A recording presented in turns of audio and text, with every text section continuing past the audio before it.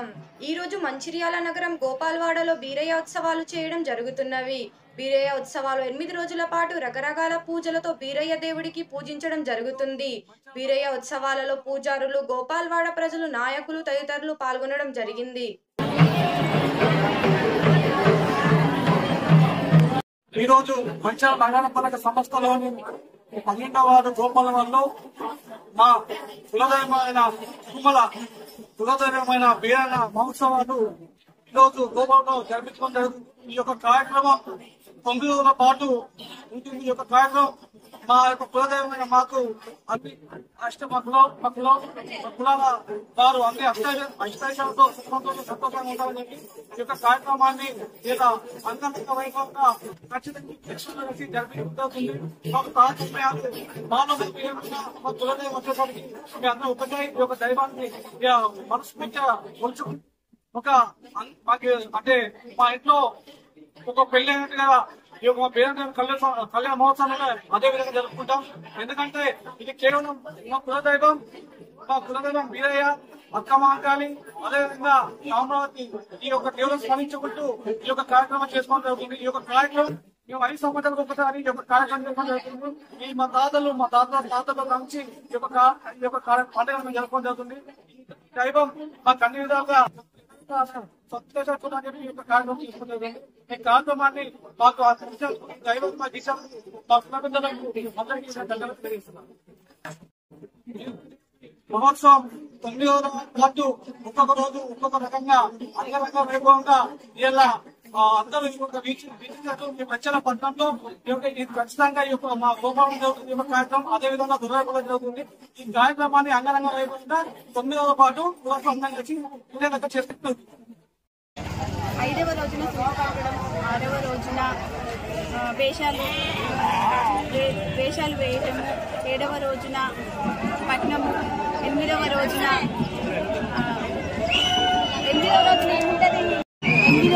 నాగవెల్లి, 9వ రోజున ఉట్టి పిల్లలు మోయడం అనే కార్యక్రమంతో ఈ ఉత్సవం అనేది ఎండ్ అవుతుంది.